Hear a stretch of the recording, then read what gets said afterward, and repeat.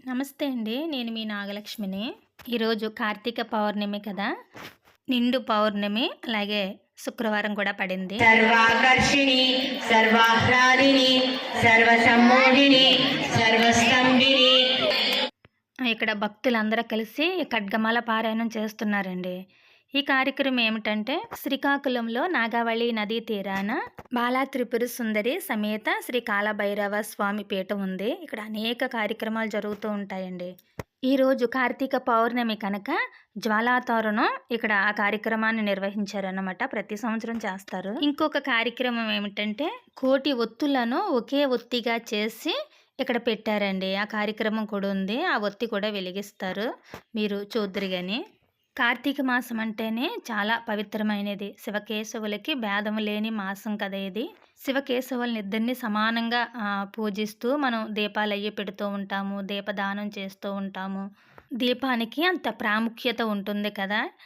ఈ దీపాలు పెట్టుకోవడం వల్ల మన ఇంట్లో ఉన్న చీకటి పోయి వెలుగుని ప్రసాదిస్తుంది. అలాగే మన మనసులో ఉన్న అజ్ఞానాన్ని తొలగించుకోవడానికి దీపం సంకేతంగా చెప్తాం కదా. అలాంటి దీపాలు కోటి ఒత్తులను ఒకే ఒత్తిగా చేసి ఇక్కడ వెలిగిస్తున్నారన్నమాట. ఆ కార్యక్రమంలో పాల్గొన్నా కూడా మనకి ఎంతో అదృష్టం కదా. ఇక్కడ దేవి ఖడ్గమాల పారాయణం చేస్తున్నారన్నమాట. మేము వెళ్ళేసరికి ముద్రలు అవి వేయించారు అందరి చేతను. అమ్మవారికి లోపల షోడశోపచార పూజలు అవి చేశారు. మీకు మధ్యలో కనిపిస్తుంది కదా, అదే కోటి ఒత్తులు అన్నమాట.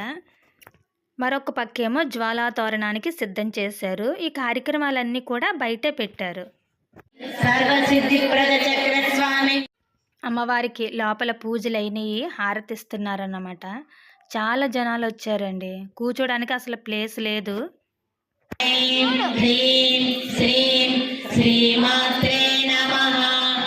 ఓం ఐం హ్రీం శ్రీం శ్రీమాత్రే నమః. ఓం ఐం హ్రీం శ్రీం శ్రీమాత్రే నమః.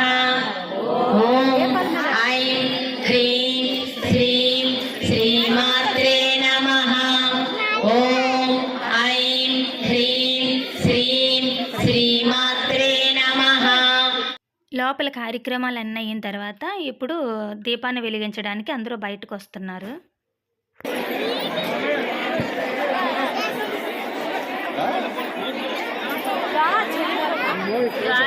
వసంత నెయ్యి.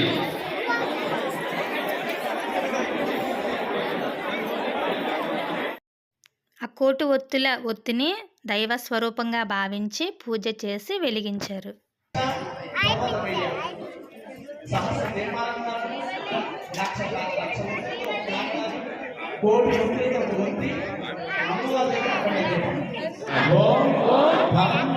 భైరవాయ భైరవాయ నమః. ఓం భైరవాయ నమః. ఓం భైరవాయ నమః.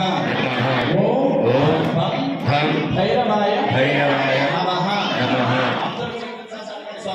ఓం నమో భగవతే శరణాకర్షణ భైరవాయ ధనధాన్య వృద్ధికరాయ శీఘ్రం ధనం ధాన్యం శరణం ఆరోగ్యం దేహి దేహి వస్య వస్య కురు కురు స్వాహ. ఇప్పుడు జ్యోతిని వెలిగిస్తున్నారు చూడండి.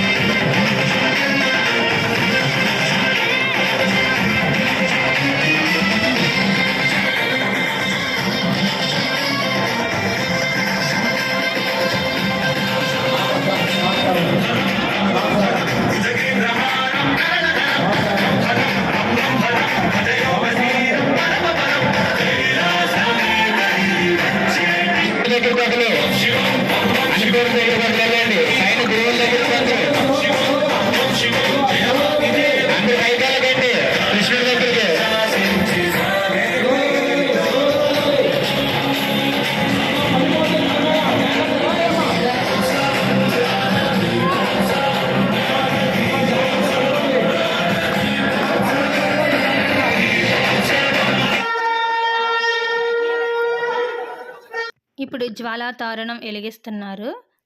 కాలభైరవ స్వామి పల్లకిలో వెళ్తున్నారు. భక్తులందరూ కూడా స్వామి వెంట వెళ్తారు. అలా 3 సార్లు దాటుతారన్నమాట జ్వాలా తోరణాన్ని.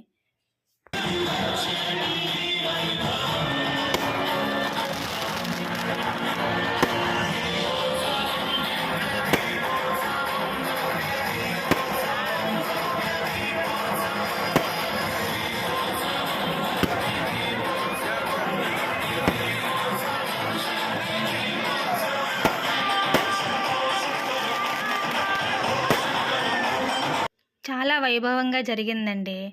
ఇలాంటివి చూసినా కూడా కొన్ని జన్మల పాపాలు తొలగిపోతాయి కదా! ఆ కాలభైరవ స్వామి అనుగ్రహం మనందరి మీద ఉండాలని కోరుకుంటున్నాను.